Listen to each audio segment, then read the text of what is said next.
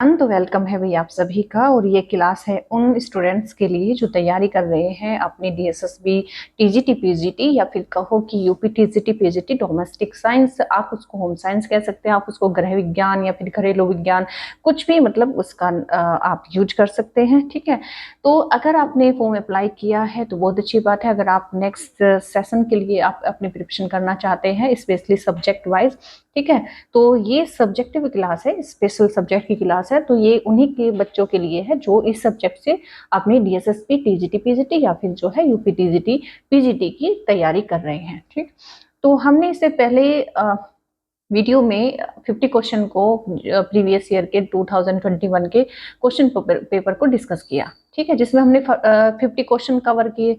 आज हम उसका नेक्स्ट यानी कि 51 से 125 तक का कवर करेंगे। अब इससे पहले जो भी हमने क्वेश्चन उसमें डिस्कस किए, तो उसमें आप अगर आपको कोई प्रॉब्लम आई है, कोई डाउट है, तो उसमें जरूर कमेंट करके बताएं। अब हम नेक्स्ट स्टार्ट करते हैं। इसमें फर्स्ट क्वेश्चन है हमारा 51 से हम स्टार्ट करेंगे। ठीक है, जो चैनल पर पहली बार आए हैं तो चैनल को कर लेंगे सब्सक्राइब। अब हम स्टार्ट करते हैं 51 से। 51 है कि चेचक के विषाणु का क्या नाम है। चेचक के विषाणु का सीधा नाम पूछा है आपसे, तो एंटामीबा हिस्टोलिका या फिर वेरिसेला जोस्टर वायरस या फिर विब्रियो कालेरी या फिर साल्मोनेला टाइफी। ठीक है, ये आपको बताना है, तो आंसर हो जाएगा जो चेचक का विषाणु। पहली बात तो ये आपको ध्यान रखना है कि जो चेचक है वो विषाणु जनित रोग है। ठीक है, यहाँ से भी क्वेश्चन आपसे पूछे जाते हैं कि ये जीवाणु जनित है या फिर विषाणु जनित है। ठीक है, एक क्वेश्चन आपका ये हो जाएगा। और होता कौन से जो है विषाणु से है, सॉरी, तो ये होता है वेरिसेला जोस्टर वायरस से। ठीक है, कौन से होता है, वेरिसेला जोस्टर वायरस से होता है। और ये एक संक्रामक बीमारी है, पहली बात ये है। दूसरी बात ये है कि इसका टीका लगाया जाता है बच्चों को, शिशुओं को इसका टीका लगाया जाता है। कब लगाया जाता है, 3 से 6 माह के अंदर लगाया जाता है। ठीक, ये बात आपको ध्यान रखनी है। दूसरी बात, इसमें बाद में भी ये टीका लगाया जाता है जब बच्चा स्कूल जा रहा हो, स्कूल के हर तीसरे या फिर 5वें साल पर जो है ये टीका लगवाना अनिवार्य है। ठीक, इतने गैप से जो है ये टीका लगते रहना चाहिए। तो ये टीका हो गया किसका, चेचक का। ठीक, आगे हम आते हैं दूसरे क्वेश्चन पर। दूसरा क्वेश्चन है हमारा आपका जो है आईसीएमआर से। आईसीएमआर NIN 2020 RDA सारणी के अनुसार प्रति 2000 किलो कैलोरी पर फाइबर की प्रतिदिन की कितनी मात्रा निश्चित की गई। हालांकि ये जो है यहाँ पर करंट का क्वेश्चन है, लेकिन फिर भी हम इसे जो है आंसर करेंगे। ठीक, ये अभी के लिए इम्पोर्टेंट नहीं है, तब के लिए इम्पोर्टेंट था, लेकिन फिर भी जो है इसका आंसर हम करेंगे, तो इसका आंसर हो जाएगा 30 ग्राम। ठीक है, अब आगे मूव करते हैं, नेक्स्ट क्वेश्चन पर आते हैं 53 पर। 53 आई होप आपको यहाँ पर क्लियर दिख रहा होगा, है ना। तो 53 क्वेश्चन है कि प्रसव से पहले नितंब आना। प्रसव से पहले नितंब यानी कि पैरों का आना। ठीक है, जो वो होते हैं ना पंजे जिनको बोलते हैं, नितंब का आना, इसके बाद टांगे, ठीक है, उसके बाद बाहें और अंत में जो है सिर। तो यह है स्थिति, यानी कि बच्चा यहाँ पर उल्टा पैदा हुआ है।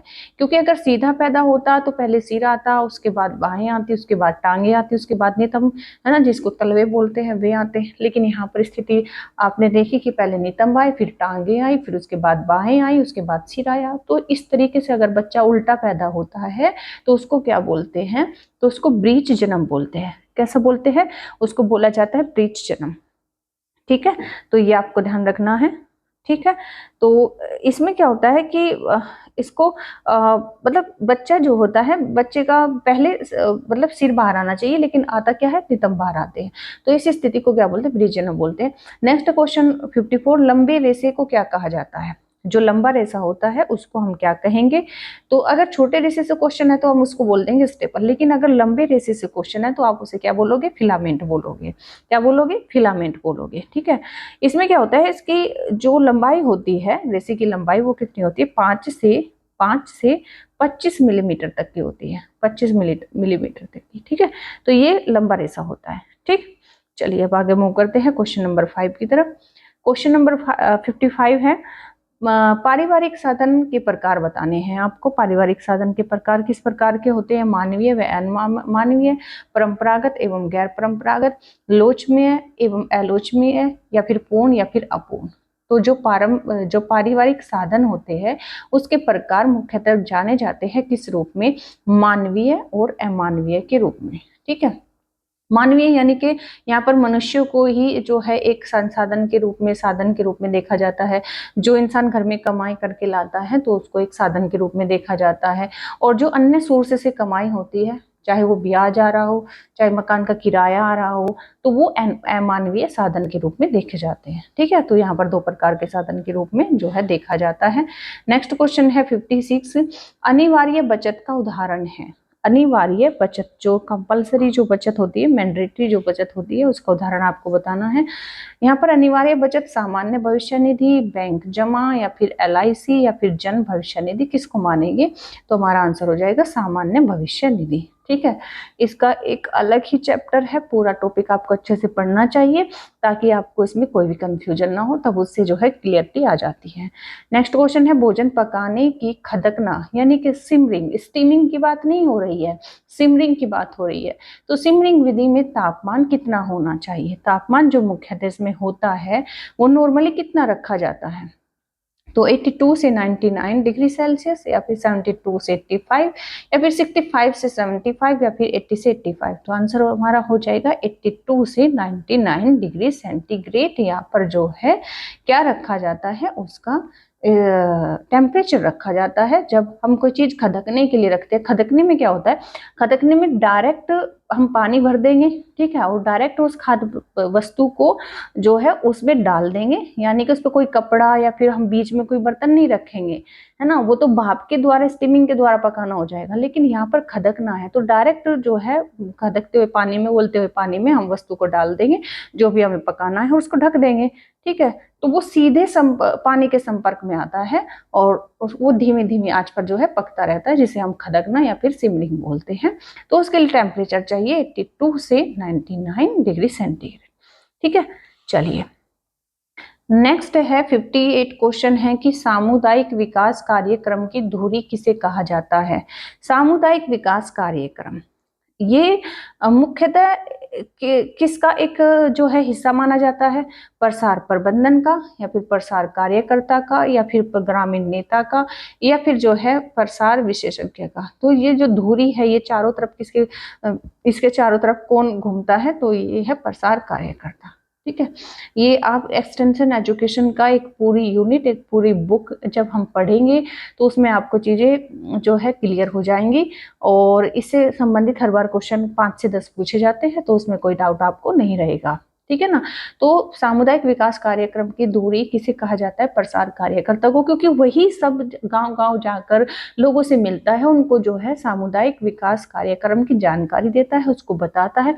कंप्लीटली उसी पर डिपेंड करता है कि उसका बात करने का या फिर चीजों को एक्सप्लेन करने का, लोगों को शिक्षा का महत्व बताने का क्या तरीका अपनाता है। ठीक है ना, नेक्स्ट क्वेश्चन है 59, विश्व स्वास्थ्य संगठन कार्य क्या करता है? विश्व स्वास्थ्य संगठन क्या कार्य करता है? तो निरोग व्यक्ति के लिए, या फिर समुदाय, या फिर माता और शिशुओं के लिए, या फिर उपयुक्त सभी। तो आंसर हो जाएगा हमारा ऑप्शन नंबर सी, माता और शिशुओं के लिए ये जो है विश्व स्वास्थ्य संगठन कार्य करता है। नेक्स्ट क्वेश्चन है 60, बाल विवाह निरोधक अधिनियम किस सन लागू हुआ था? बाल विवाह निरोधक अधिनियम कब हुआ था? 1929 में, 1955 में, 1976 में, या फिर 2006 में। तो आंसर हो जाएगा 1929 में। सीधा इसको जो है आपको याद रखना है, सीधे यहाँ से क्वेश्चन पूछा जाता है। इसमें जो आयु है पहले जो निर्धारित की गई थी वो 14 से 18 की गई थी, लेकिन बाद में जो है इसे बढ़ाकर 18 से 21 कर दिया गया, यानी कि लड़की के लिए जो विवाह की आयु कर दी गई 18 और लड़के के लिए कर दी कितनी? 25। ठीक है ना, पहले कितनी थी अभी आपको ध्यान रखना है, पहले इस तरीके से थी 14 और 18, यानी कि पहले लड़की के लिए निर्धारित आयु वैवाहिक कितनी थी? 14 थी, और लड़का किस एज में शादी कर सकता था? 18 में। लेकिन बाद में ये कर दी गई लड़की के लिए और 25 कर दी गई लड़के के लिए। ठीक है ना, ये आपको ध्यान रखना है। नेक्स्ट क्वेश्चन है 61, चम्मच की आकृति के नाखून, चम्मच की आकृति के नाखून, इस तरीके के जो नाखून होते हैं, तो चम्मच की आकृति के नाखून जैसे लक्षण वाली बीमारी को क्या कहते हैं? अगर आगे से नाखून पैने हो गए हैं, ठीक है ना, आगे से मतलब नाखून पैने हो गए हैं, बिल्कुल टूटते जा रहे हैं, खत्म हो गए हैं, तो वो किस कारण होते हैं? क्वासियर कोर के कारण, या फिर जो है रक्ताल्पता के कारण, या फिर मरासमस के कारण, या फिर उपरोक्त सभी। तो आंसर हो जाएगा रक्ताल्पता यानी कि एनीमिया, जिसको हम बोलते हैं एनीमिया, खून की कमी, है ना। तो ये उसकी वजह से होता है, जिसमें हम कहेंगे कि इसमें विटामिन B12 की भी कमी हो जाती है, ठीक है, B12 की भी कमी हो जाती है, ठीक, जिसमें फोलिक एसिड हम जिसको कहते हैं, तो उसकी कमी हो जाती है, ठीक है, जिसके कारण से एनीमिया हो जाता है। नेक्स्ट क्वेश्चन है 62। प्रसार शिक्षण एक विधि है, कैसी? प्रसार शिक्षण कैसी विधि है? अव्यवहारिक है, या फिर सामूहिक शिक्षण है, या फिर व्यवहारिक है, या फिर जन शिक्षण है? तो देखो, जो प्रसार शिक्षण है वो विधि कैसी है? व्यवहारिक है। व्यवहारिक क्यों है?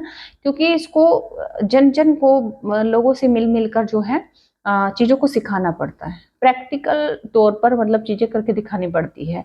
ऐसी कोई क्लास नहीं लगती है इसकी कि खड़े होकर जो है क्लास लगाती है उनको पढ़ाती है, ऐसा नहीं है, मतलब वो चीजें करके दिखानी पड़ती है, ठीक है। तो इस वजह से हम इसको जो है व्यवहारिक शिक्षण पद्धति या फिर विधि कहते हैं। नेक्स्ट क्वेश्चन है 63। पर्यावरण में उपस्थित आवश्यक तत्वों का असंतुलन क्या कहलाएगा? तो पर्यावरण में जो आवश्यक तत्व है अगर वो असंतुलित हो जाते हैं तो वो क्या कहलाते हैं? तो वो सीधी सी बात है, आप उसको क्या कहोगे? आप उसको प्रदूषण कहते हैं, है ना। क्वेश्चन नंबर 64 है, प्रसार शिक्षा शब्द का प्रयोग सर्वप्रथम कब किया गया था? 1873 में किया गया था, लेकिन कहाँ पर किया गया था, कौन से विश्वविद्यालय ने किया था, ये आपको बताना है। तो हमारा जो है आंसर यहाँ पर हार्वर्ड विश्वविद्यालय, या फिर टेक्सास, या फिर कैम्ब्रिज, या फिर ऑक्सफोर्ड, कौन सा होना चाहिए? तो हमारा हो जाएगा कैम्ब्रिज विश्वविद्यालय, जो कि मैंने आपको पहली क्लास में बताया भी था, ठीक है ना। नेक्स्ट क्वेश्चन है, प्रथम 4 सप्ताह में होने वाली शिशु मृत्यु का कारण है। अगर प्रथम 4 सप्ताह में शिशु मृत्यु जो हो रही है तो उसका कारण क्या हो सकता है? यानी प्रथम 4 सप्ताह में जो है बच्चा मर जा रहा है, आगे जो है बढ़ नहीं रहा है, तो उसका कारण क्या हो सकता है? तो देखो, श्वासरोध यानी कि सांस रुकने की वजह से, या फिर जन्मजात असमानता, जन्मजात से ही मतलब उसको कुछ ना कुछ प्रॉब्लम है, या फिर संक्रमण उसको हो गया है। तो यही सभी जो है कारण यहाँ पर जो है सही है, ठीक। नेक्स्ट क्वेश्चन है आपका निकिल एवं डोर्सी। निकिल एवं डोर्सी के अनुसार मानवीय संसाधन आपको बताने हैं, ये आपसे अलग अलग उसके अनुसार पूछे जाएंगे, ठीक है ना। तो आपको बताने हैं कि किस वैज्ञानिक ने, यानी कि निकिल एवं डोर्सी के अनुसार जो मानवीय संसाधन है वो कौन कौन से हैं।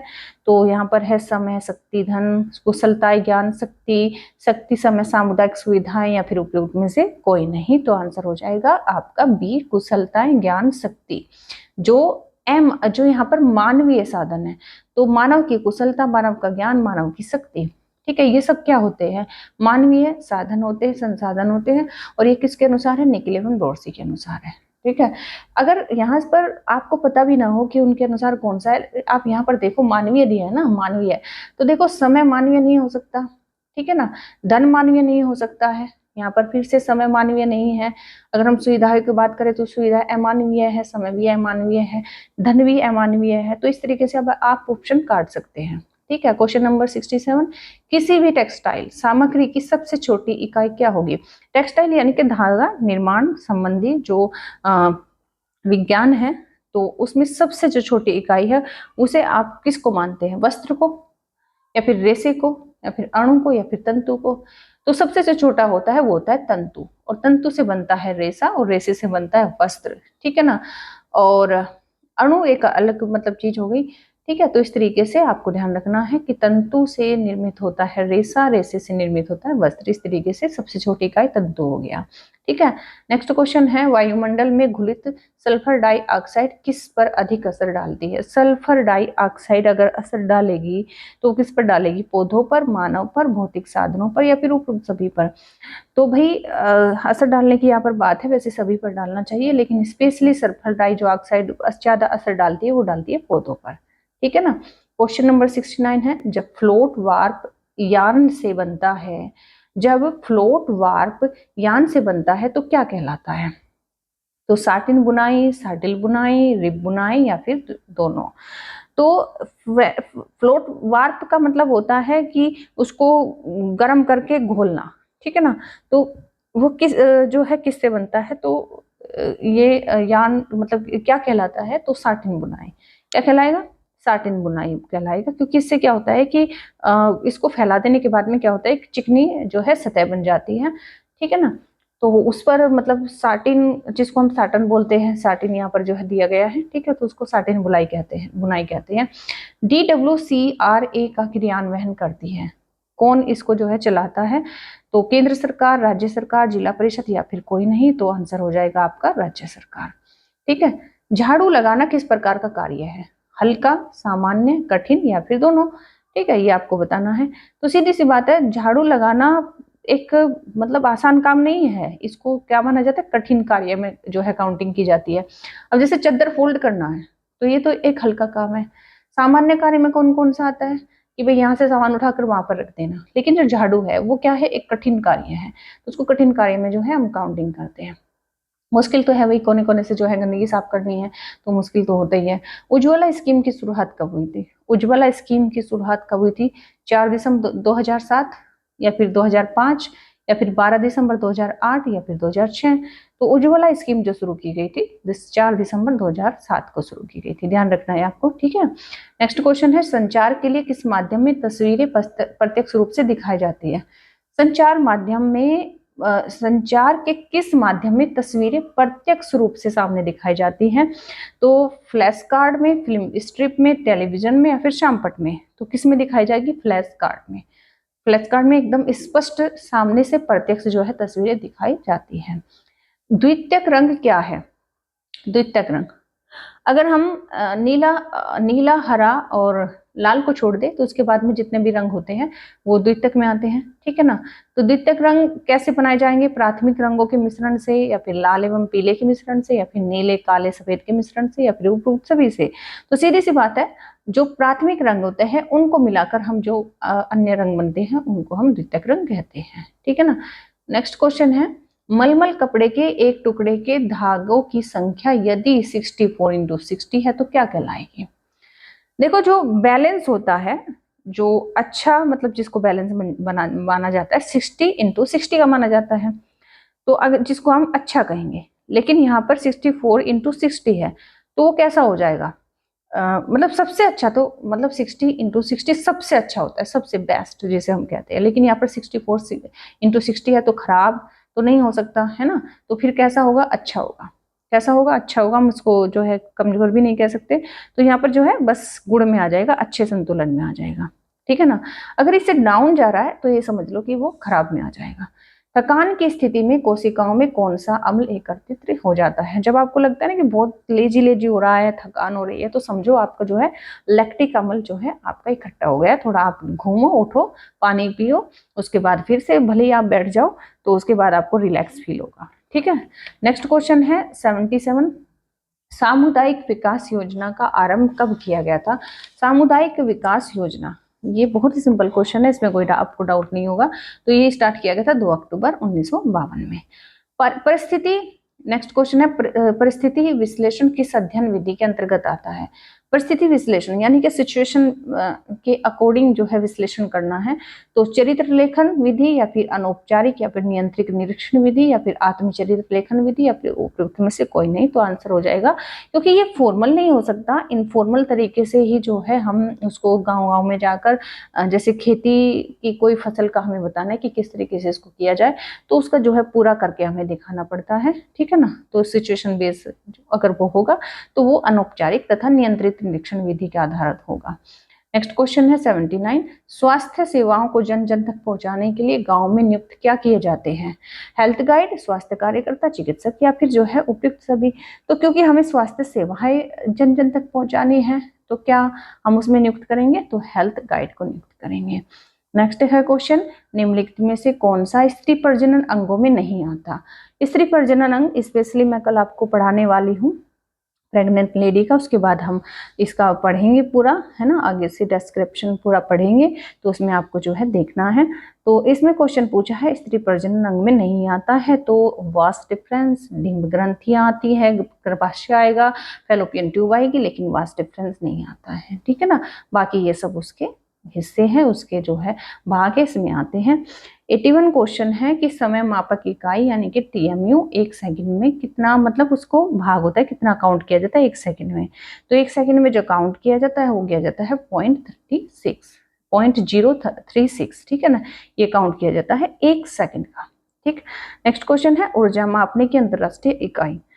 ऊर्जा मापने की अंतरराष्ट्रीय इकाई कौन सी है? किलो कैलोरी, जूल या फिर किलो जूल या फिर कैलोरी? तो क्या होती है? जूल होती है। ऊर्जा मापने की इकाई क्या होती है? जूल होती है। परिवर्तन के वर्ग का विचार सर्वप्रथम किसने दिया था? परिवर्तन के वर्ग का विचार सर्वप्रथम किसके द्वारा दिया गया था? तो मेंडल के द्वारा, गिलबर्ट के द्वारा, मल्टीमैन के द्वारा या फिर निकिल एवं डोर्सी के द्वारा? तो आंसर हमारा हो जाएगा ए, मुंडेल के द्वारा। ठीक है ना। नेक्स्ट क्वेश्चन है निम्नलिखित में से कौन सा विनियोग नहीं है? जीवन बीमा, अल्पकालीन विनियोग, बटुआ या फिर दीर्घकालीन विनियोग? तो कौन सा विनियोग नहीं है ये पूछा है, तो बटुआ हमारा आंसर हो जाएगा। बाकी सभी विनियोग के ही जो है एक तरह से ऑप्शन है। ठीक है। नेक्स्ट है सियरिंग किस रेशे को प्राप्त करने का एक चरण है? सियरिंग, तो जब हम तंतु के बारे में पढ़ेंगे, लीलन, ऊन, कपास, जूट, सबके बारे में हम पढ़ेंगे तो आपको अच्छे से समझ में आएगा। तो जो वूल है यानी कि ऊन है, उसमें एक प्रक्रिया होती है सियरिंग। ठीक है। तो इससे क्या होता है कि मतलब भेड़ों के जो वो काटे जाते हैं ना, बाल छांटे जाते हैं, उनको उतारा जाता है, उसको सियरिंग बोलते हैं। ठीक। वर्तमान समय में स्वास्थ्य विज्ञान किस नाम से प्रख्यात है? वर्तमान समय में यहाँ पर पूछा है, तो हाइजीन, स्वास्थ्य एवं जन स्वास्थ्य या फिर प्रिवेंटिव मेडिसिन एवं पब्लिक हेल्थ या फिर प्रिवेंटिव एंड सोशल मेडिसिन? तो आंसर हो जाएगा यही आपका last, preventive and social medicine के नाम से जो है स्वास्थ्य विज्ञान प्रख्यात है। मनोवैज्ञानिक जिसने संज्ञानात्मक विकास के क्षेत्र में महत्वपूर्ण योगदान दिया वह कौन है? तो आपका आंसर यहाँ पर हो जाना चाहिए क्या आपका? जीन पियाजे, सिगमंड फ्रायड या फिर इरिक्सन या फिर पावलोव? तो क्योंकि संज्ञानात्मक विकास की बात हो रही है तो नो डाउट जीन पियाजे। ठीक है। क्वेश्चन 88 है निम्नलिखित में से कौन सा कारक संज्ञानात्मक विकास को प्रभावित करता है? संज्ञानात्मक विकास को प्रभावित आनुवंशिकता, ज्ञानेंद्रिया, मस्तिष्क विकार या फिर उपरोक्त सभी? तो उपरोक्त सभी। गर्भकालीन अवस्था होती है, गर्भकालीन तो कौन सी होगी? गर्भधारण से 2 सप्ताह, गर्भधारण से जन्म तक या फिर 8 सप्ताह तक या फिर 14 सप्ताह तक? तो सीधी बात है, जन्म मतलब जो गर्भधारण अवस्था होती है वो गर्भधारण से और जो है कब तक मानी जाती है? जन्म तक मानी जाती है। सुंदरता किस प्रकार का मूल्य है? साधन मूल्य, आंतरिक मूल्य या फिर दोनों? तो सुंदरता किस प्रकार का मूल्य यहाँ पर माना जाएगा? आंतरिक मूल्य, इंटरनल, मतलब अंदर से आती है ना सुंदरता। जैसे हम उसकी कौन सी थी वो कविता भी है, तो इसको कहते हैं कि सुंदरता अंदर से मतलब होनी चाहिए, मन सुंदर होना चाहिए, चेहरा सुंदर नहीं होना चाहिए। शायद शेक्सपियर है, कौन है, ठीक है ना। बहुउद्देशीय भोज्य पदार्थ किसने विकसित किया था? बहुउद्देशीय भोज्य पदार्थ किसकी स्कीम है यहाँ पर ये पूछा है, तो आंसर हो जाएगा CFRTI मैसूर की। ठीक है, इन क्वेश्चनों का आंसर हमें सीधे लेना चाहिए। क्वेश्चन नंबर 92, प्रसार कार्यकर्ता का कार्य क्षेत्र क्या होता है? प्रसार कार्यकर्ता का कार्य क्षेत्र क्या सीमित होना चाहिए, क्या असीमित होना चाहिए, बहुआयामी, निर्धारित या फिर द्विआयामी? तो सीधी सी बात है, बहुआयामी होनी चाहिए, सभी क्षेत्रों पर जो है उसे अपना प्रसार करना चाहिए। प्रथम अस्थायी दांत होते हैं कैसे? दाढ़, कैनाइन, केंद्रीय कृंतक या फिर अग्रचर्वणक? तो कैसे होते हैं? प्रथम अस्थायी दांतों की बात हो रही है तो वो हो जाएंगे कौन से? आपके केंद्रीय कृंतक। ठीक है, सबसे पहले वही निकलते हैं, जो आगे के 2 दांत होते हैं ना वही निकलते हैं सबसे पहले। पर्यावरण स्वच्छता का नाम बदलकर क्या रखा गया? पर्यावरण स्वच्छता का नाम बदलकर पर्यावरण स्वच्छता का नाम बदलकर जो रख दिया गया, पर्यावरण स्वास्थ्य रख दिया गया। मेंडरिन एक प्रकार का क्या है? कोलर, आस्तीन, कफ या फिर यौक? तो क्या है? कोलर है। मेंडरिन क्या है? एक प्रकार का कोलर है। बजट के लिए उपभोग का नियम किसके द्वारा प्रतिपादित किया गया था? बजट के लिए उपभोग का नियम आपको बताना है, तो सीधी बात है, नो डाउट। किसका है बजट का नियम? किसने दिया था? एंजिल ने दिया था। ठीक है ना। क्वेश्चन नंबर 97 पर देखेंगे। क्वेश्चन नंबर 97, ऊर्जा को मापने की विधि को क्या कहा जाता है? फोटोमेट्री, ज्यामितीय या फिर तापमान या फिर कैलोरीमेट्री? तो आंसर हो जाएगा कैलोरीमेट्री, क्योंकि ऊर्जा की मापने की बात हो रही है तो ऊर्जा को हम कैलोरी में मापते हैं, तो कैलोरीमेट्री। ठीक है। मर्सिराइजिंग परिसज्जा में कौन सा रसायन प्रयोग किया जाता है? मर्सिराइजिंग परिसज्जा जिसमें हम कपड़ों में चमक के लिए जिसको हम इस्तेमाल करते हैं, यानी कि उसको एक प्रेसिंग वे में आप देख सकते हैं, तो उसमें जो इस्तेमाल किया जाता है, क्या किया जाता है? अमोनिया, बोरिक अम्ल या फिर कास्टिक सोडा, या फिर इनमें से कोई नहीं, तो आंसर हो जाएगा अमोनिया। इससे जो है कपड़ों में बहुत अच्छी चमक आती है। विश्व स्वास्थ्य संगठन की स्थापना कब हुई थी? तो 40 में, 1945 में, 1942 में या फिर 1954 में, तो आंसर सीधे आपका 1945 में। ठीक है। WHO की जो WTO की जो स्थापना हुई थी कब हुई थी? 1945 में हुई थी। नेक्स्ट क्वेश्चन है, 1 ग्राम वसा के दहन से कितनी ऊर्जा प्राप्त होती है? अगर 1 ग्राम वसा को मतलब 1 ग्राम फैट आपका बर्न हो रहा है तो उसमें से कितनी कैलोरी ऊर्जा रिलीज होगी, ये आपको बताना है। तो हो जाएगी 9 किलो कैलोरी ऊर्जा। ठीक है। 1 ग्राम वसा के दहन से जो ऊर्जा निकलती है 9 किलो कैलोरी ऊर्जा निकलती है। प्रसार शिक्षा का उद्देश्य आपको बताना है। प्रसार शिक्षा का उद्देश्य क्या है? दृष्टिकोण में परिवर्तन लाना, ज्ञान में परिवर्तन लाना, कार्य दक्षता में परिवर्तन लाना, या फिर उपयुक्त सभी। तो उपयुक्त सभी हमारा जो है आंसर हो जाएगा। एकदम सही है। शारदा एक्ट किससे संबंधित है? शारदा एक्ट सीधे क्वेश्चन यहाँ पे पूछा गया है, विधवा विवाह से, सती से विवाह से, बाल विवाह से, या फिर उपयुक्त सभी से। तो सीधा हमारा आंसर आपका बाल विवाह से। जो शारदा एक्ट है वो किससे संबंधित है? शारदा एक्ट 1929 में आया था ये, तो ये बाल विवाह से संबंधित है। ठीक है ना। जो मैंने आपको बताया ना कि 14 वर्ष लड़की की आयु, 18 वर्ष लड़के की आयु थी पहले विवाह के लिए, लेकिन उसको जो है चेंज करके 18 वर्ष और 21 वर्ष इस तरीके से जो है कर दिया गया था। ठीक है। नेक्स्ट क्वेश्चन है आपका, संतुलन तालिका किस अवस्था में बनाई जाती है? संतुलन तालिका तो ये हमारा साल के अंत में बनाई जाती है। कब बनाई जाती है? साल के अंत में बनाई जाती है, यानी कि जो मतलब जितनी आय है उसके अकॉर्डिंग जो है और जितना उपभोग हुआ है उसको ध्यान में रखते हुए तो साल के अंत में बनाते हैं। नेक्स्ट क्वेश्चन है, साधारणतः किस वसा को हानिकारक कोलेस्ट्रॉल कहते हैं? तो कौन सी वसा है जिसको हानिकारक कोलेस्ट्रॉल कहा जाता है? तो हमारा आंसर हो जाएगा ऑप्शन नंबर ए, LDL को। किसको?